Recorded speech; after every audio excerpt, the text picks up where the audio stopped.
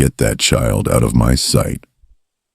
Antonio Mancini's voice cut through the elegant dining room, like a blade through silk.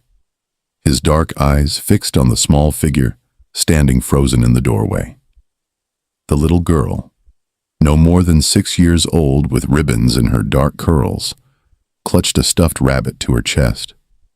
Her bottom lip trembled, but she didn't cry. Instead, she lifted her chin in a gesture of defiance that would have been amusing if the moment weren't so tense.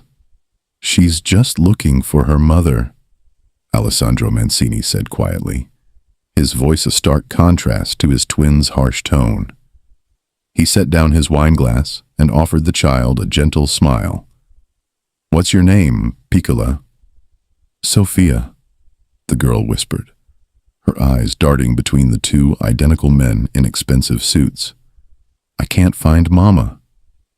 "Your mother is working, and you're interrupting important business," Antonio snapped, not bothering to look at the child again. "Marco, remove her."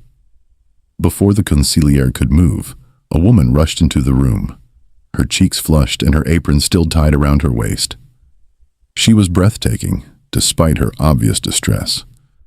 Dark hair pulled back in a practical bun, striking hazel eyes, and a presence that commanded attention even as she apologized. "I'm so sorry, gentlemen. Sophia, come here right now."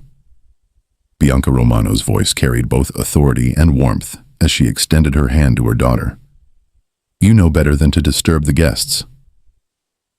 "But Mama, you promised we'd read together after—" "Not now, Tesoro. Go with Aunt Lucia to the office. I'll be there soon." Sophia's small hand slipped into her mother's, and for a moment, Bianca's fierce protective gaze locked with Antonio's cold stare. Neither backed down. Alessandro watched the exchange with interest, noting the way his brother's jaw tightened, a tell he recognized from decades of reading Antonio's moods. "Mrs. Romano, I presume?" Alessandro stood, offering a slight bow. "Your restaurant is exceptional. The ossobuco was perfection." "Thank you, Mr. Mancini." Bianca's voice was steady, professional, giving nothing away. "Again, my apologies for the interruption. It won't happen again." She ushered Sophia out quickly, and the door closed with a soft click. The temperature in the room seemed to drop 10 degrees as Antonio turned to his brother. "Since when do you smile at children during negotiations? Since when do you forget basic courtesy?" Alessandro countered, settling back into his chair. "She's a child, Antonio, not a rival family soldier. Sentimentality is a weakness we can't afford." Antonio returned his attention to the document spread across the table. "Let's finish this. The Bratva wants an answer by midnight." But Alessandro's mind wasn't on the Russian mob's proposition anymore. Something about the woman, Bianca Romano, nagged at him. The name was familiar, though he couldn't place why. The restaurant, Rosso and Nero, had been neutral ground for family business for 3 years, ever since it opened.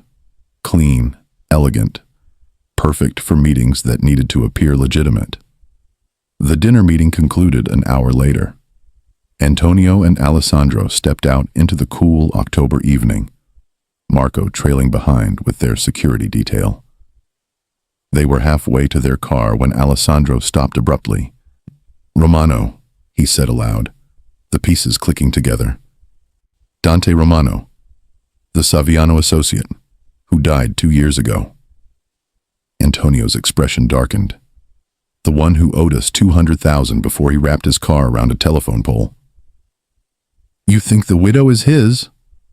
"I know she is. I had her investigated when she applied for the business license." Antonio's voice carried no emotion.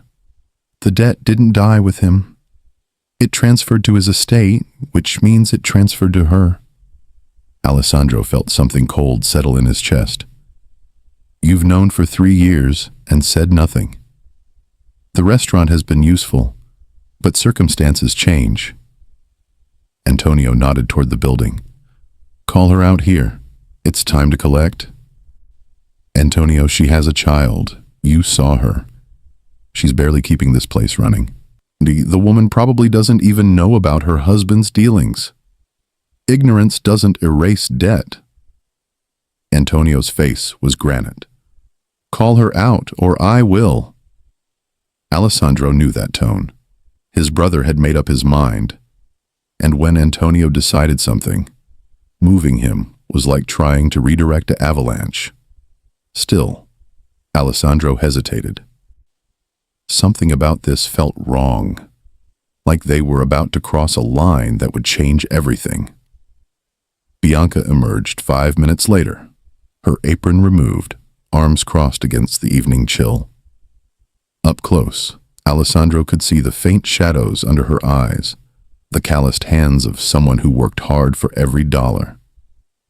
She was younger than he'd initially thought, late 20s perhaps, but her eyes held the weariness of someone who'd seen too much, too soon. Gentlemen, I'm told you wanted to speak with me? Her voice remained steady, but Alessandro noticed the way her fingers tightened around her own arms. She was afraid, but refusing to show it.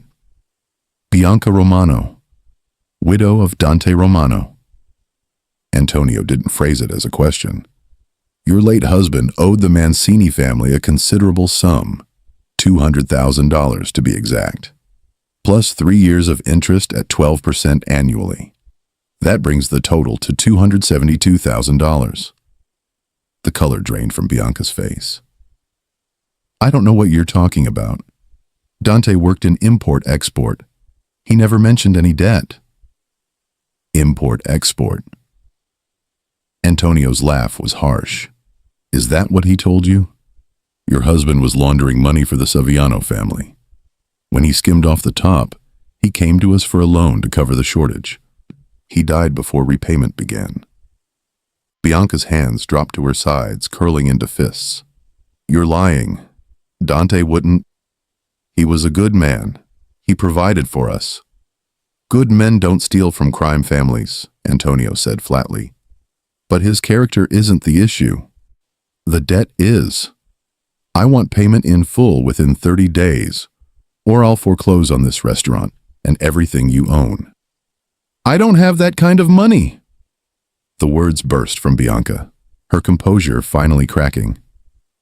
I have a daughter to feed, a business that barely breaks even, and a mortgage I'm already behind on. My husband left me with nothing but bills, and apparently debts I knew nothing about. So unless you plan to bleed a stone, Mr. Mancini, you're not getting your money. The silence that followed was deafening. Marco shifted uncomfortably, and Antonio's expression remained unchanged. But Alessandro saw the slight flare of his nostrils. His brother was angry at being challenged. Then you'll lose everything, Antonio said simply. Your restaurant, your home, possibly custody of your daughter when you can't provide for her. That's the reality, Mrs. Romano. Your husband's choices are now your consequences. Something inside Alessandro snapped. He'd stood by his brother through countless ruthless decisions, understanding that their world required hardness to survive. But this, destroying a widow and orphan over a debt the woman didn't even know existed, this was cruelty without purpose. There's another option, Alessandro said, stepping forward. Both Antonio and Bianca turned to look at him with surprise. You work off the debt. Your restaurant caters exclusive Mancini family events for the next 6 months. Weddings, meetings, parties, whatever we need. We'll value your services at $5,000 per event. You'll need to do approximately 55 events to clear the debt plus interest. Absolutely not, Antonio cut in sharply. We don't do payment plans, especially not with... With what? Alessandro turned to face his twin directly, a rare challenge between them. With a woman trying to raise her child alone? With someone who had the misfortune to marry a man who lied to her? When did we become the kind of family that preys on the innocent? Since when do you question my decisions? Antonio's voice was dangerously low. Since your decision lacks both honor and strategy. Alessandro kept his voice calm but firm. Think about it. We foreclose. And what do we gain? A restaurant we don't need. An enemy in the Saviano family who will see our treatment of Dante's widow as disrespect to their former associate. And a reputation for cruelty that will make other families think twice about doing business with us. We offer her this arrangement and we gain catering services we actually need. We demonstrate mercy that builds loyalty, and we keep a useful neutral ground for meetings. The brothers stared at each other, years of partnership and rivalry playing out in seconds of silence. Finally, Antonio spoke. She comes with a child. Children are complications we don't need in our business. Then we keep the business at the restaurant. She caters, delivers, leaves. Sophia never needs to be involved. And when the Saviano family finds out we're squeezing Dante's widow, when they decide they want her back under their protection, then we protect what's ours. Alessandro didn't break eye contact.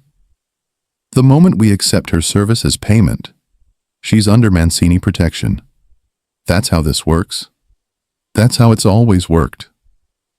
Bianca watched the exchange like a spectator at a tennis match, her head turning between the identical faces, showing completely different emotions. Antonio's cold calculation versus Alessandro's controlled passion. Finally, Antonio turned back to her. You'll cater 55 events over 6 months. Miss one, and the deal is void. Bring your daughter to any event, and the deal is void. Speak to anyone about this arrangement, and the deal is void. Fail to meet our standards, and the deal is void. Understood? Bianca swallowed hard. That's nearly 3 events per week, on top of running my restaurant. That's impossible. Those are the terms. Accept them, or lose everything. Antonio's tone suggested the conversation was over. Alessandro watched Bianca's face, seeing the calculations running behind her eyes. She was trapped, and she knew it. But there was steel in her spine that he admired. She wasn't begging, wasn't crying, wasn't playing the victim, even though she had every right to do so. I'll need help, Bianca said finally. Additional staff for the events. I can't prepare food for 50 or 100 people multiple times a week alone. Hire who you need, but they're your responsibility. Any security issues, any breaches of confidentiality, and the consequences fall on you. Antonio gestured to Marco. My consigliere will provide you with a schedule of upcoming events. First one is Friday night, dinner for 25. Don't disappoint me, Mrs. Romano.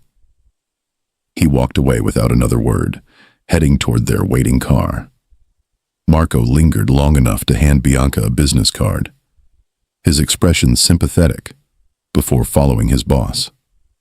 Alessandro remained, studying the woman who just had her life upended for the second time in 2 years. I'm sorry, he said quietly, about your husband's death, and about this situation. Are you? Bianca's voice was sharp. Sorry enough to call off your brother, to show actual mercy instead of this servitude disguised as generosity. My brother and I share power equally. I can influence his decisions, not overturn them. What I offered was the best compromise I could manage. A compromise? Bianca laughed bitterly. Is that what you call it, when you hold someone's entire life hostage? I call it survival, Mrs. Romano. In this world, it's the best we can offer. Alessandro pulled out his own card, pressing it into her hand. If you have security concerns, if anyone from the Saviano family approaches you, if you need anything, call me directly. Not Antonio. Me. Why? Bianca's eyes searched his face. Why do you care what happens to me and Sophia? Alessandro didn't have an answer to that. At least not one he was ready to admit, even to himself. There was something about her courage, her fierce determination to protect her daughter, that resonated with him. Or perhaps it was the memory of his own mother, Sue, who'd worked herself to exhaustion, trying to provide for him and Antonio after their father's first imprisonment. "Because someone should," he said finally. "Friday night, 7 p.m. The address is on the card Marco gave you. We'll send a car to help with transport." "I have a car." "That wasn't a suggestion, Mrs. Romano. It was a security measure. The house is gated, and you'll need escort to enter." He paused. "Bring samples of 3 appetizers, 2 mains, and 1 dessert.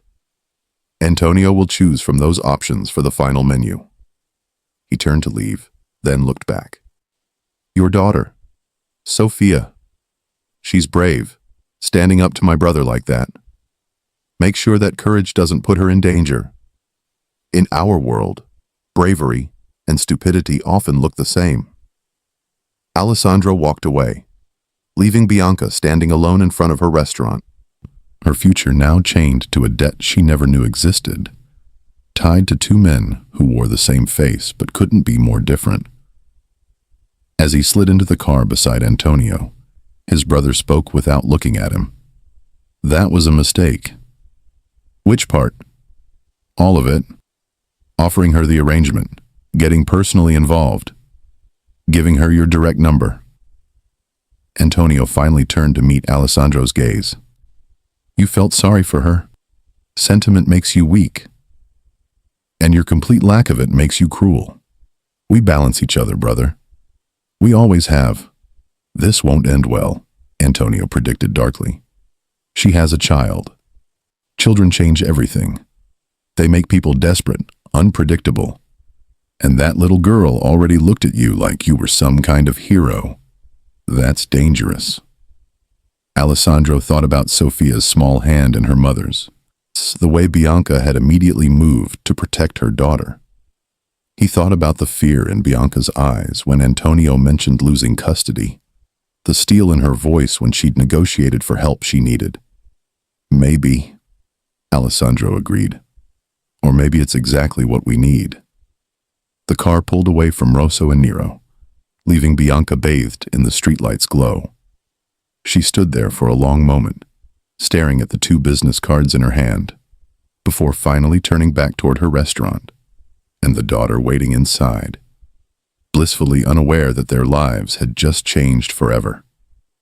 Inside the restaurant, Sophia looked up from her coloring book as her mother entered the office. "Mama, you look sad. Did those matching men make you sad?" Bianca knelt beside her daughter, pulling her into a tight embrace. "No, Tesoro. Mama's just tired. But everything's going to be fine. I promise." It was a promise she had no idea if she could keep, but as she held Sophia close, breathing in the scent of her strawberry shampoo, Bianca made a silent vow. Whatever it took, however many events she had to cater, however much she had to sacrifice, she would survive this. She would protect her daughter, and she would find a way to free them both from the debt that now bound them to the Mancini brothers. What Bianca didn't know, what she couldn't possibly know, was that the collision that had just occurred would change not just her life, but the lives of 2 men who'd spent 35 years believing they needed no one but each other. The game had begun, and none of them knew the rules yet. 3 months into the arrangement, Alessandro Mancini found himself doing something he'd never done before, looking forward to Tuesday afternoons. It wasn't the food, though. Bianca's cooking had exceeded even his highest expectations. It wasn't the efficiency of the catering operation she'd built, though she'd managed to staff and execute 52 events without a single failure. No. What drew Alessandro to Rosso and Nero every Tuesday at 3 p.m. was far more complicated than professional appreciation. He told himself he was overseeing the arrangement, ensuring quality control, protecting the family's interests. Marco had stopped believing that excuse 6 weeks ago. "You're going to the restaurant again?" his consigliere asked, not bothering to hide his knowing smile. "That's the third time this week. The mayor's gala is Saturday. I need to review the menu." Alessandro didn't look up from the contracts he was reviewing, but his jaw tightened slightly. The mayor's gala menu was finalized 2 weeks ago. You approved it yourself. Then I need to verify preparations are on schedule. You mean you need to see her? Marco's voice was gentle, not mocking. And probably Sophia. You brought her another book last Tuesday. Matilda, wasn't it? Alessandro set down his pen with deliberate care. My personal errands are not your concern. They are when they distract you from business, and when your brother has noticed. Marco's expression sobered. Antonio asked me yesterday how often you visit the restaurant. He's not pleased. Antonio hasn't been pleased about anything since we were 8 years old. That's not new. This is different, and you know it. Marco leaned forward, his voice dropping. He thinks you're getting attached. To both of them, and he's worried about what that means. Antonio worries about everything. It's his nature. But Alessandro felt the truth of Marco's words settle uncomfortably in his chest. He was getting attached. Somewhere between the first event and the 52nd, Bianca Romano had stopped being just another debt to collect and started being someone he wanted to know. It had happened in small moments. The way she'd handled a kitchen fire during a dinner for 30 without breaking stride, serving the meal perfectly on time while joking that she'd added extra char to the vegetables. The fierce pride in her voice when she'd told him about Sophia making honor roll. The vulnerability in her eyes when she'd admitted he was late one night while cleaning up after an event.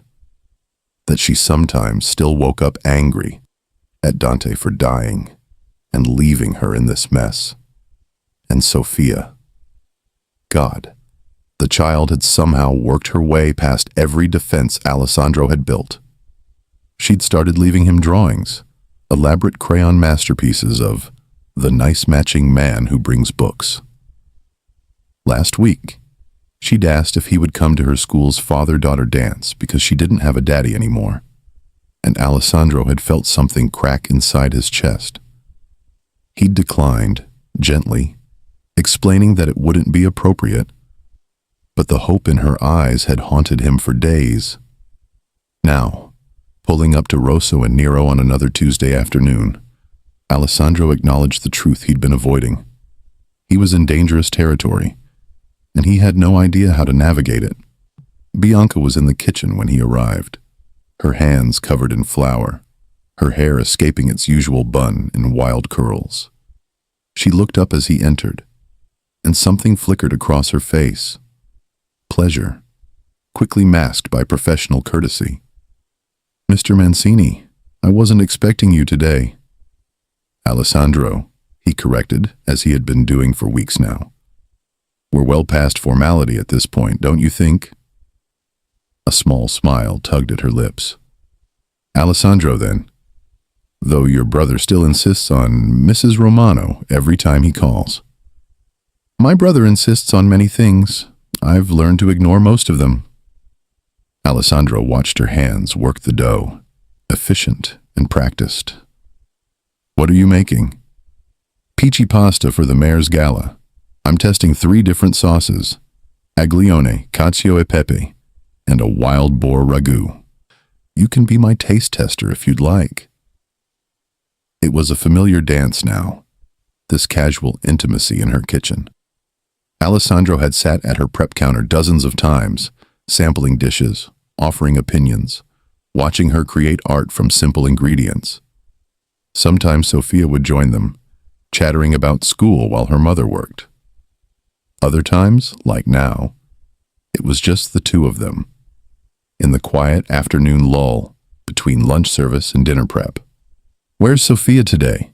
he asked. accepting the small plate of pasta she offered. School trip to the Natural History Museum. She won't stop talking about dinosaurs lately. Bianca's smile was genuine, unguarded.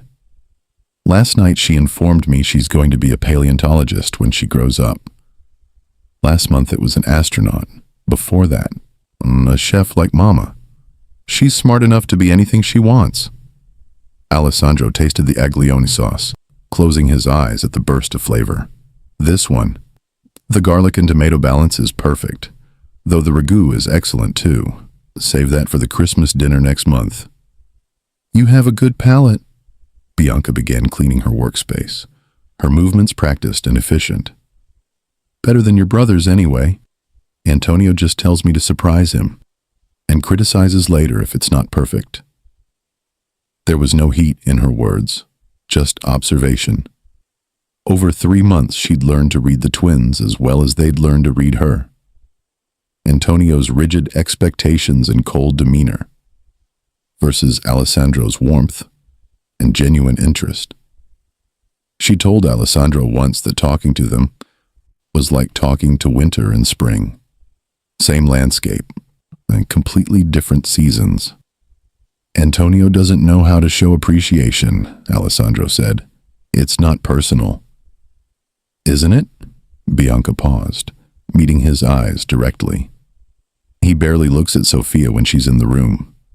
He flinches when I mention her.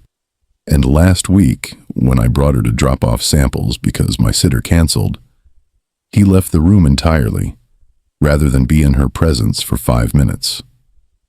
Alessandro had no defense for his brother's behavior, because Bianca was right. Antonio's aversion to children, to Sophia specifically, had only intensified over the months. They'd argued about it just last week. She's 6 years old, Antonio. Not a security threat. She's a complication we don't need. Children talk. Children form attachments. Children make their parents vulnerable. She makes Bianca strong, not vulnerable. You'd see that if you bothered to look. I see what I need to see. Unlike you, I haven't let sentiment cloud my judgment. The memory of that argument sat heavy on Alessandro's shoulders now, as he watched Bianca work. She deserved to know why Antonio was the way he was, but that story wasn't his to tell. Their childhood, their parents' brutal murder, the years in foster care that had hardened Antonio while somehow leaving Alessandro with his humanity intact. Those were wounds that still bled. He has his reasons, Alessandro said finally. They're not good reasons, but they're his reasons. I can't change him, Bianca. I can only try to balance him. Like you're balancing him with me. It wasn't a question. Bianca set down her cleaning cloth and leaned against the counter. You made this arrangement to protect me from him, didn't you? This wasn't just about strategy or honor. You were keeping me safe. I was doing what needed to be done. That's not an answer. She moved closer, and Alessandro caught the scent of her perfume mixed with flour and basil. Alessandro, what are we doing here? You come to my restaurant 3 times a week. You bring my daughter books and remember her favorite color. You know how I take my coffee, and that I can't sleep during thunderstorms. This stopped being just business weeks ago, and we both know it. The truth hung between them, dangerous and undeniable. Alessandro knew he should step back, should reinforce the professional boundaries that kept them both safe. But he was tired of denying what he felt, tired of pretending that every Tuesday visit was about menu review and quality control. I don't know, he admitted. I don't know what we're doing. All I know is that you're the first thing I think about in the morning, and the last thing I think about at night. I know that Sophia's laughter is the best sound I've heard in years. I know that my brother is right to worry because I'm already in too deep and I have no idea how to stop. Bianca's breath caught.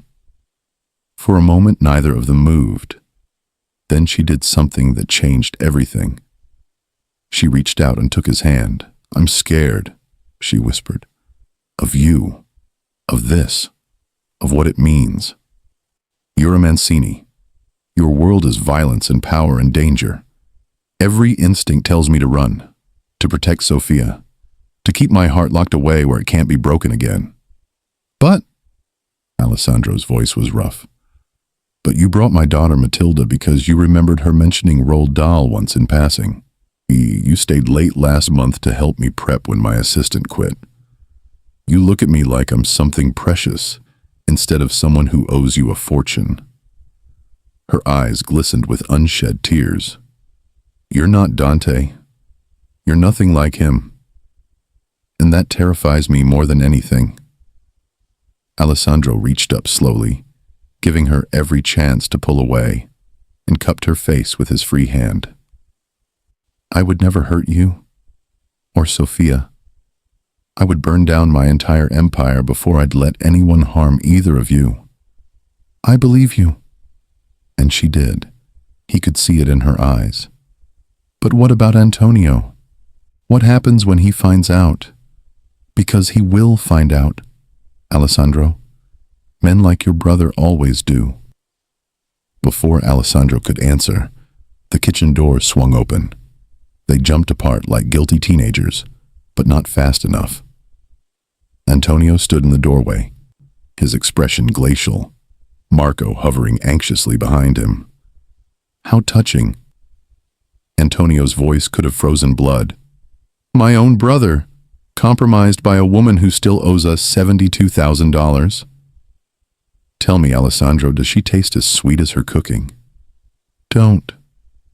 Alessandro's voice carried a warning. "Don't speak about her that way." "Or what? You'll choose her over your own blood, over everything we've built together?" Antonio stalked forward, his anger barely controlled. "I warned you. I told you this would happen. Children and sentiment make men weak. And look at you. You're proving me right." Bianca stepped forward, positioning herself between the brothers. "This is my fault. I initiated the conversation. Your brother has been nothing but professional with me." "Professional?" Antonio laughed, the sound harsh and humorless. "Is that what you call holding hands in your kitchen? Tell me, Mrs. Romano, is this how you plan to clear your debt? Seduce one of us and hope we'll forgive what you owe?" The slap came before anyone could react. Bianca's palm cracked across Antonio's face with enough force to snap his head to the side. The silence that followed was absolute. "I have worked myself to exhaustion for 3 months, Bianca said, her voice shaking with fury.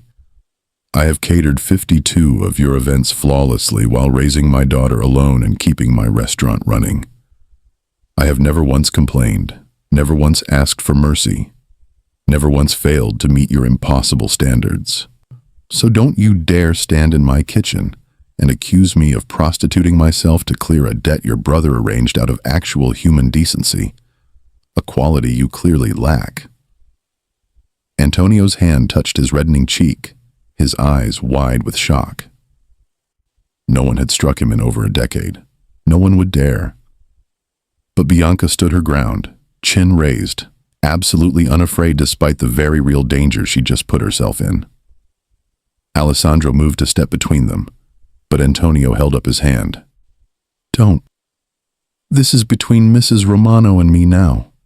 "Her name is Bianca," Alessandro said quietly. "And if you threaten her, you'll have to go through me first." The brothers stared at each other, years of partnership fracturing in real time. Marco looked like he wanted to disappear into the floor. Bianca remained still, watching the standoff she'd triggered. Finally, Antonio spoke, his voice oddly empty.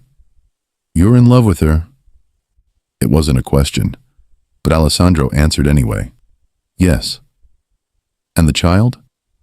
"I love her too." Something passed across Antonio's face, pain, rage, and something that might have been grief. "Then you're a fool. Love is a weakness." and weaknesses get exploited. They'll use her and that little girl to destroy you, to destroy us. And when that happens, don't expect me to save you. I'm not asking you to save me, Alessandro said steadily. I'm asking you to see that not everything in this world is a transaction or a threat. Some things are worth the risk. Antonio turned his attention back to Bianca. You slapped me. In my world, that carries consequences. Then deliver them. Bianca's voice didn't waver. I won't apologize for defending my honor or your brother's. You came into my restaurant throwing accusations like grenades. Whatever consequences you think I deserve, I'll face them. But I won't pretend I'm something I'm not to make you comfortable. For a long moment, Antonio studied her. Then, impossibly, a small smile touched his lips. You have spine. I'll give you that. Dante was a coward and a thief, but somehow he married a woman with more courage than sense. He stepped back, straightening his jacket. Your debt is cleared. All 72,000. Consider it paid in full. What? Bianca and Alessandro spoke simultaneously. You heard me. The arrangement is over. You're free from any obligation to the Mancini family. Antonio's eyes moved to Alessandro. Take her. Love her. Play father to her daughter. Just know that you're choosing her over our partnership. I can't work with a man whose judgment is compromised by sentiment. Antonio, Alessandro started. I'm not finished. Antonio's voice cracked like a whip. The Saviano family has been making inquiries about you, Mrs. Romano. They know you're under our protection, and they want to know why. When I tell them the arrangement is terminated, that protection ends. Whatever happens after that is not my concern. You can't do that, Alessandro said, his voice dangerous. She's innocent in all of this. She stopped being innocent the moment she became your weakness. Antonio moved toward the door, pausing with his hand on the frame. Protect her yourself, brother. Build your little family. Just don't come crying to me when it falls apart. He left, Marco scurrying after him with an apologetic glance back. The kitchen fell silent, except for the sound of Bianca's ragged breathing. I'm sorry, she said finally. I shouldn't have hit him. I just couldn't stand there and let him accuse us of... Don't apologize. Alessandro pulled her into his arms, feeling her trembling against him. You were magnificent. Terrifying, but magnificent. He meant it, didn't he? About ending the protection? Bianca pulled back to look up at him. The Saviano family, Alessandro, I don't even know why they want me. Dante's been dead for 2 years. Alessandro's mind was racing, fitting pieces together. The Saviano inquiries Marco had mentioned last week. The intelligence report about Dante's true role in their organization. Not just a money launderer, but a witness to something bigger. And Bianca, the unknowing widow who might have information or access to evidence she didn't even know existed. Pack a bag, he said decisively. You and Sophia. You're coming to stay at my estate until we sort this out. I can't just leave my restaurant. You can, and you will. My brother just revoked Mancini protection out of spite. But I'm still a Mancini.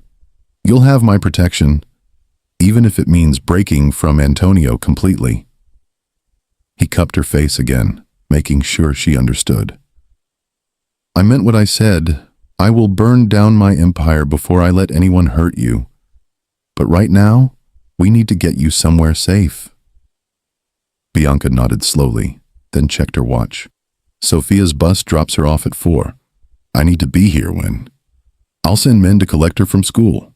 Trusted men, not family soldiers. She'll think it's an adventure. Alessandro was already pulling out his phone, making calls.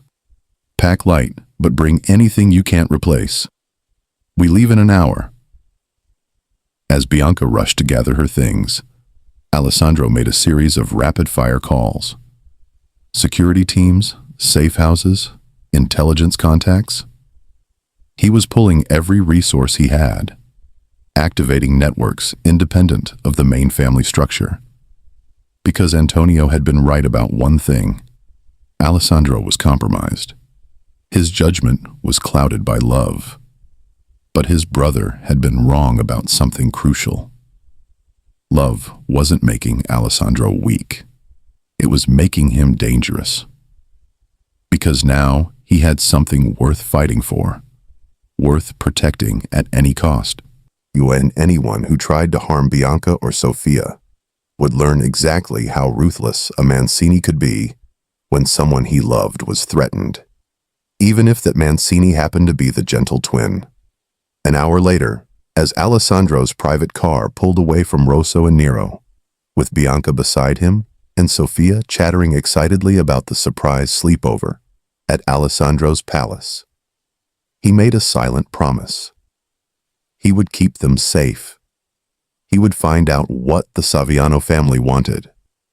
And somehow, he would find a way to bridge the chasm that had opened between him and his brother. Because losing Antonio felt like losing half of himself. But losing Bianca and Sofia would destroy what remained. The game had changed. The stakes had risen. And Alessandro Mancini was all in, for better or worse. Sofia was asleep in the guest bedroom, clutching the stuffed rabbit she'd brought from home, when Alessandro's private phone rang at 2 a.m. He recognized the number immediately and felt his stomach drop. "Marco, what's wrong?" "You need to come to the family estate. Now. Antonio's been shot." The world tilted. Alessandro's hand tightened around the phone until his knuckles turned white. "How bad?" "Bad enough that he's asking for you. Doc says he'll live, but Alessandro, he's been asking for you for the past hour. You need to come. I can't leave them unprotected. I've already sent a team to your place. 8 men, all loyal to you personally, not the family. They'll be there in 10 minutes. Marco's voice softened. "Brother, I know what she means to you, but Antonio needs you too. Whatever's broken between you two, you need to fix it before it's too late." Alessandro ended the call and stood frozen for a moment, torn between the woman sleeping in his bed down the hall and the brother who'd been his other half for 35 years. The choice felt impossible until Bianca appeared in the doorway, wrapped in one of his shirts, her hair tousled from sleep. "I heard the phone," she said quietly. "It's Antonio, isn't it? He's been shot. I need to go to him. But I can't leave you and Sofia vulnerable." "Then take us with you." Bianca moved closer. Her eyes cleared despite the early hour. "Whatever's between you and your brother, it won't heal if you're torn between us. And Sofia's already attached to you. If something happens to Antonio, she'll want to be there for you. The family estate isn't safe. There are people there who what? Will judge me. Threaten me. Alessandro, I've been living with threats for 3 months. I can handle your family's disapproval, if it means you get to be where you need to be."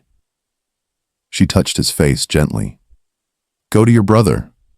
We'll follow in the morning with the security team. But don't let him die thinking you chose me over him.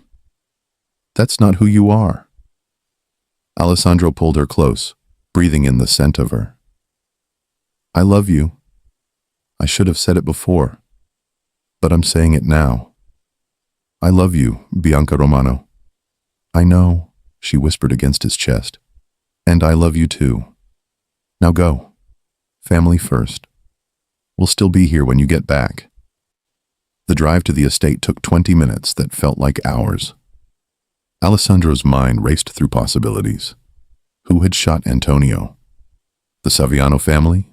The Russians? Some other enemy from their decades in the business? And more importantly, why now? Marco met him at the door, his face grim. He's stable. Bullet hit his shoulder, missed the major arteries. Doc patched him up, but he's refusing painkillers until he talks to you. That's idiotic even for Antonio. He says he needs a clear head for the conversation. Marco led Alessandro through the mansion to Antonio's private quarters. There's something else.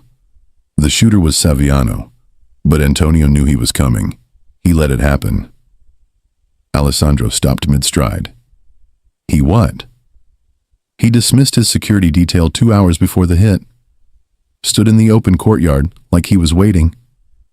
The only reason he's not dead is because the shooter's aim was off. Marco's expression was troubled. I think he wanted to force your hand, make you choose between him and Bianca. That manipulative son of a... Alessandro bit off the curse and continued walking. Where is he? Master bedroom. And Alessandro? He's hurting, not just from the bullet.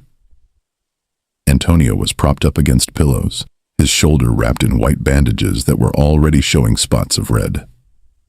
His face was pale, but his eyes were sharp and clear when Alessandro entered. Took you long enough, Antonio said, his voice rough with pain. I had to make sure Bianca and Sofia were secure first. Alessandro pulled a chair close to the bed, sitting down heavily. Marco says you arranged this, that you let yourself get shot to prove some kind of point. Not to prove a point, to test a theory. Antonio's jaw tightened.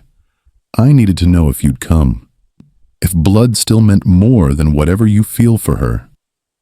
This is insane, even by your standards. Alessandro felt rage and relief warring in his chest. You could have died. But I didn't. And you came. Something that might have been satisfaction crossed Antonio's face. You chose me over her, at least for tonight. That means something.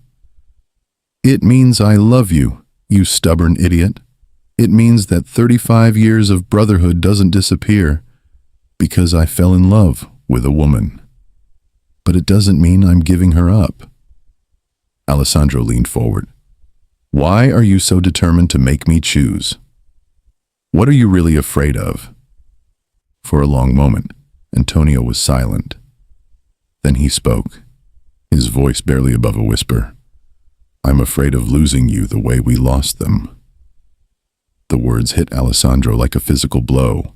Them, their parents, in the night that had shaped everything they became. Tell me, Alessandro said gently. Tell me what you've never said. Antonio's hand clenched on the bedsheet. I saw her face. Mama, when those men broke into the house. We were hiding in the closet, remember? You covered your ears, but I watched through the crack in the door, and I saw her look at Papa with so much love, even as they held guns to their heads. She could have run, could have saved herself. But she stayed because she loved him. Tears tracked down Antonio's face, the first Alessandro had seen since they were children. And then, they killed them both. Shot them right there in our living room, while we hid like cowards. And I promised myself I would never love anyone like that, and never give anyone the power to make me weak enough to die for them. Love didn't make them weak, Alessandro said softly. It made them strong enough to protect each other, even in death. It made them dead. Antonio's voice broke. And now you're doing the same thing, falling in love with a woman who comes with complications and enemies, and a child who will make you vulnerable. You're giving the world a target, Alessandro. And when they come for her, when they come for that little girl, you'll die trying to protect them just like Papa died. Maybe, Alessandro acknowledged. Or maybe I'll live because I have something worth living for. Something beyond power and territory. and revenge. She's using you. Can't you see that? A beautiful widow in trouble. A convenient protector with money and power. A surrogate father for her daughter. Stop! Alessandro's voice was sharp. You don't know her. You've never bothered to know her. Bianca could have run 3 months ago. Could have disappeared, changed her name, started over somewhere the Saviano family would never find her. But she stayed because she has honor. Because she pays her debts. Because she's stronger than you give her credit for. Antonio laughed bitterly. You're already defending her like she's your wife. Good. Because that's what I intend to make her. The words hung in the air between them. Antonio's eyes widened, genuine shock breaking through his usual mask. You can't be serious. I'm completely serious. I'm going to marry Bianca Romano, adopt Sofia if she'll let me, and build a life with them. And I'm asking you, as my brother, as my partner, as the other half of my soul, accept this, accept them. Because I can't choose between you and her. I won't survive it. Then you're weaker than I thought. But Antonio's voice lacked its usual conviction. Maybe. Or maybe I'm finally strong enough to admit I need more than just survival. Alessandro stood, moving to the window that overlooked the estate grounds. Do you remember what Papa told us the night before he died? His last words to us? He said to take care of each other. No, he said to take care of each other, but also to find something worth living for beyond revenge. Alessandro turned back to face his brother. We spent 27 years building an empire on the ashes of their murder. We have more money than we could spend in 10 lifetimes, more power than most men dream of, and more enemies than we can count. And you know what? I'm tired, Antonio. I'm tired of the violence and the suspicion and the loneliness. So you're giving up? Walking away from everything we built? I'm not giving up. I'm choosing to live instead of just survive. Alessandro moved back to the bed, taking his brother's uninjured hand. Come with me. Not away from the family, but into something new. Let Bianca and Sofia into your life. Let yourself feel something besides anger and suspicion. I can't. Antonio's voice was hollow. I don't know how to be what you're asking.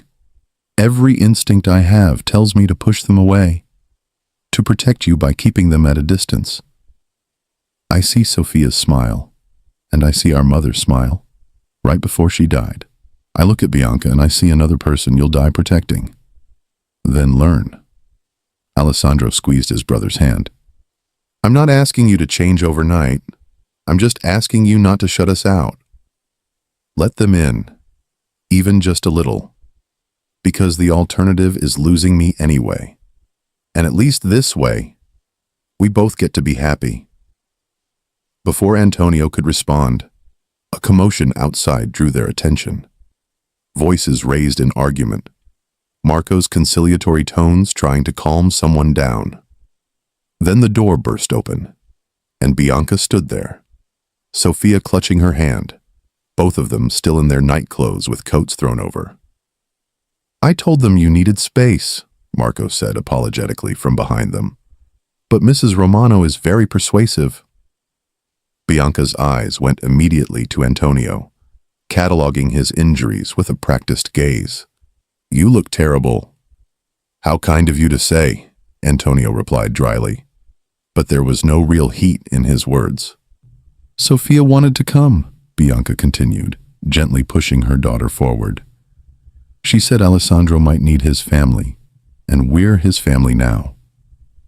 Sofia approached the bed slowly, her eyes wide as she took in Antonio's bandages. Did you get hurt saving somebody? Alessandro told me you're a hero, even though you don't like to show it. Alessandro shot his brother a look that clearly said, Don't you dare hurt this child. But Antonio's expression had gone carefully blank. I got hurt being careless. Antonio said finally, which is the opposite of heroic. But you're okay now? Sofia climbed up on the chair Alessandro had vacated, her small face serious. Mama says sometimes people get hurt, and it makes them sad inside too, not just on their bodies. Are you sad inside? The question, delivered with childish directness, seemed to pierce through Antonio's defenses.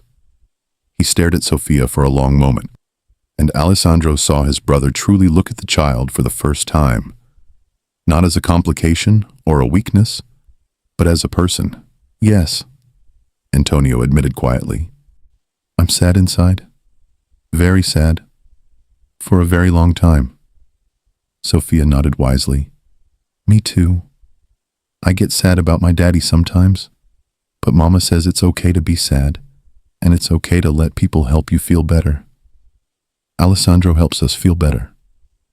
Maybe we could help you too. Something cracked in Antonio's expression. I don't think I can be helped, Piccola. That's what I told Mama about my nightmares. But then Alessandro brought me Matilda and said, brave girls can face anything, even scary dreams. So I think you can be helped if you're brave enough. Sofia reached out her small hand and placed it on Antonio's uninjured arm. And you're Alessandro's brother, so you have to be brave. It's in your DNA. Despite everything, Antonio laughed. A real laugh that Alessandro hadn't heard in years. Who taught you about DNA? School. We learned about genetics. That's why you and Alessandro look the same but are different inside. Same DNA, different experiences. Sofia beamed, proud of her knowledge. Are you going to marry my mama too? The question came out of nowhere, and everyone froze. Bianca looked mortified. Alessandro's eyebrows shot up, and Antonio looked at his brother, then at Bianca, then back at the impossibly hopeful face of the 6-year-old holding his arm.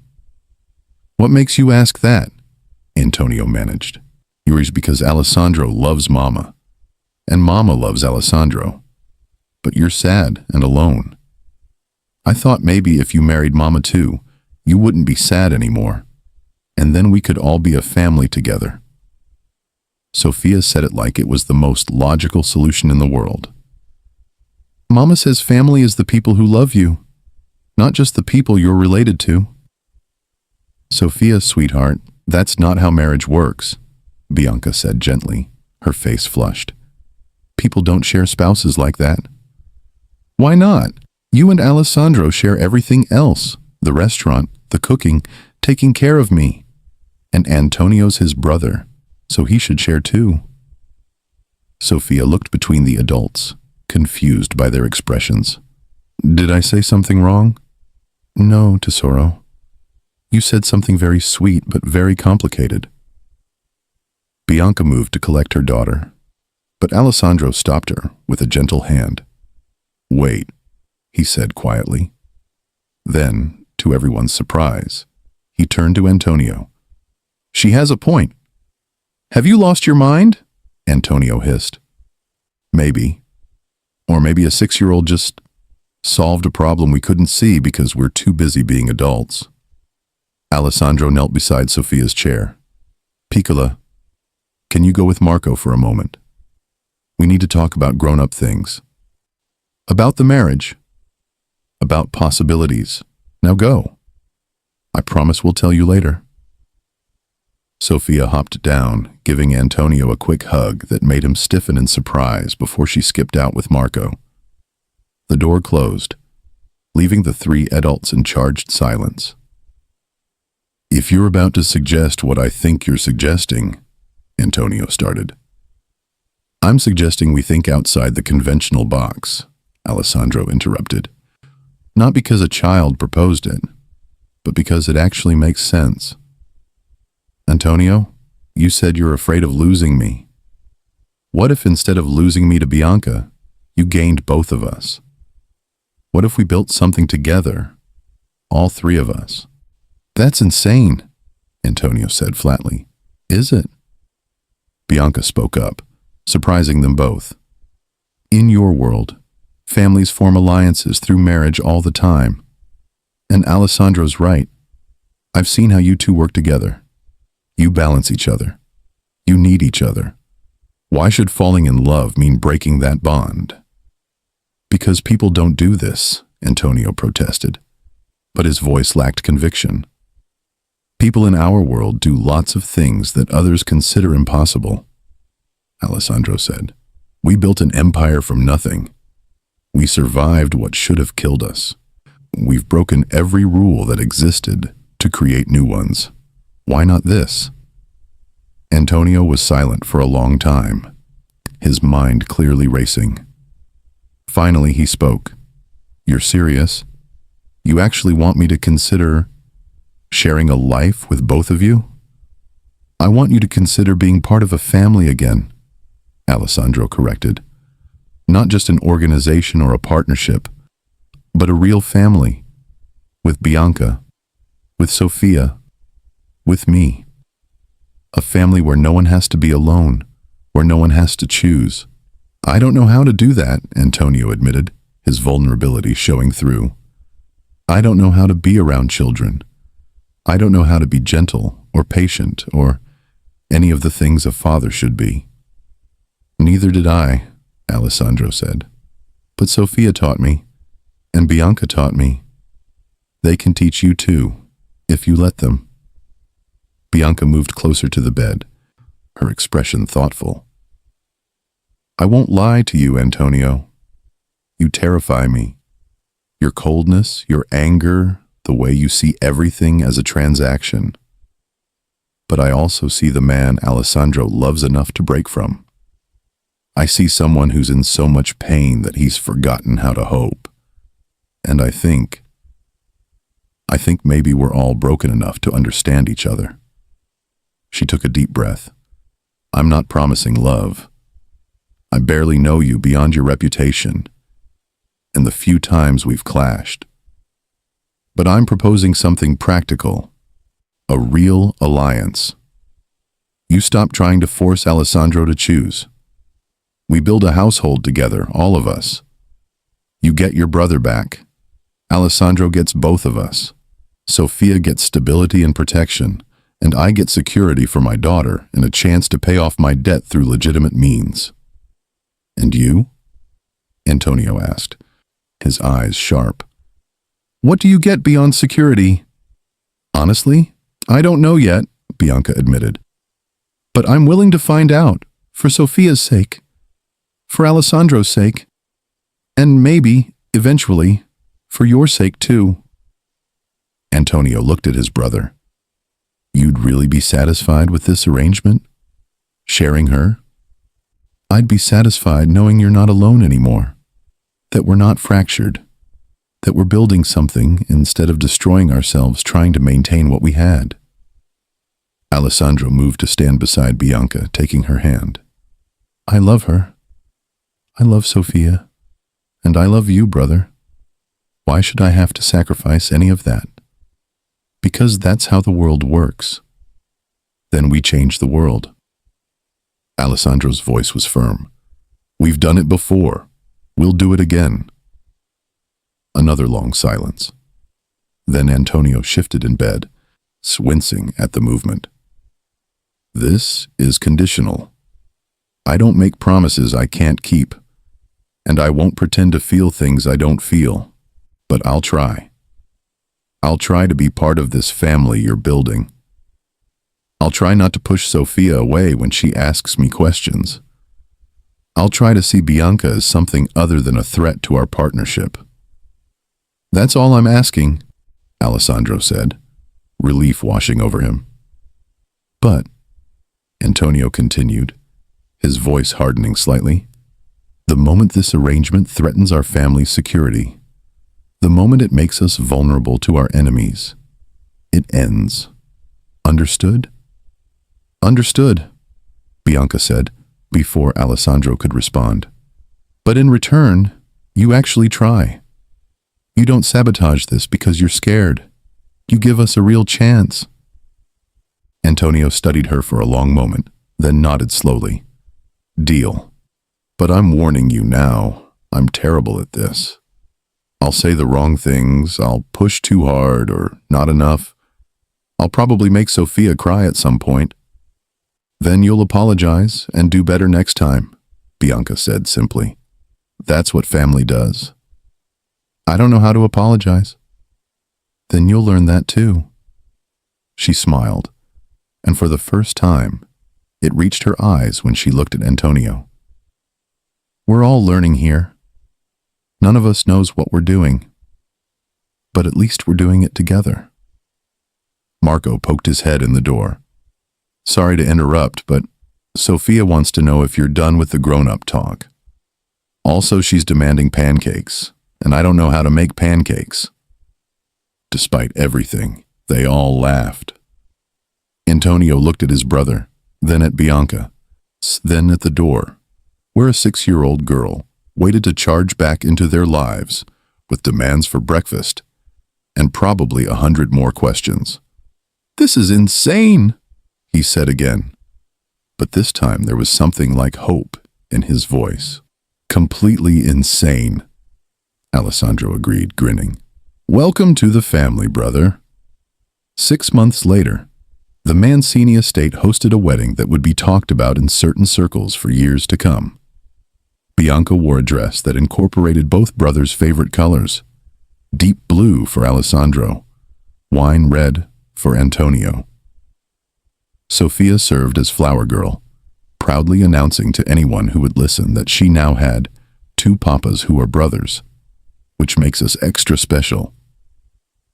The ceremony itself was private, conducted by Don Carmine, who'd known the twins since they were boys. He spoke of unconventional paths and the courage it took to choose love over fear, family over isolation.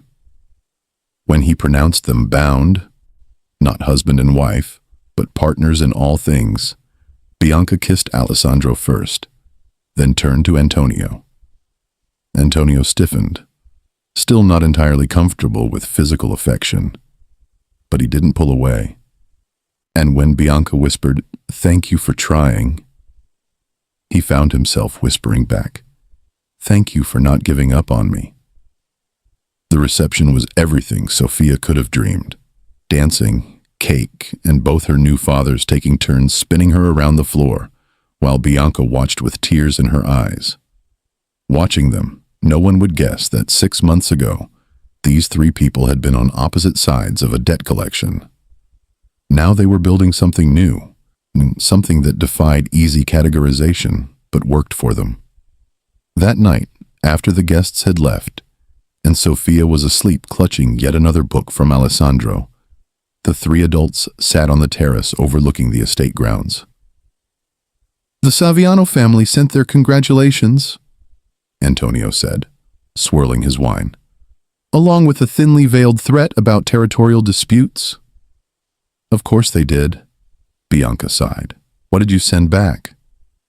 A reminder that threatening a Mancini wife, even an unconventional one, is a very bad idea, along with some intelligence about their drug operations that suggested we know more about their business than they'd like.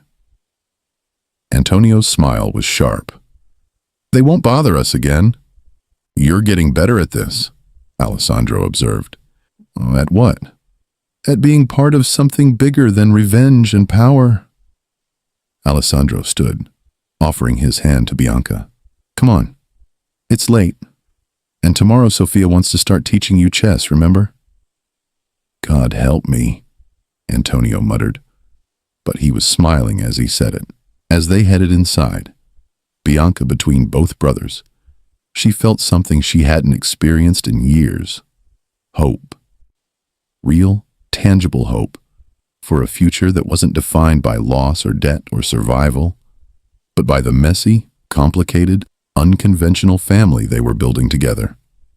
It wouldn't be easy. Antonio still had days where his walls went up, where he couldn't handle Sophia's exuberance or Bianca's gentle pushing. But he was trying, really trying, and that meant everything. Sophia burst out of her room in her pajamas, clearly not as asleep as they'd thought. I forgot to tell you. Tomorrow at school we have to draw our family tree. Can I put both of you on it, as my papas? Of course, Alessandro said immediately. Sophia turned to Antonio, her eyes hopeful. You too? Antonio knelt down, still awkward, but genuine. Yes, me too, Piccola. Though you should probably note that we're the weird branch of the family tree. The best branch, Sophia declared, hugging him fiercely before darting back to bed. In that moment, watching his brother's face soften as he watched Sophia disappear, Alessandro knew they'd made the right choice.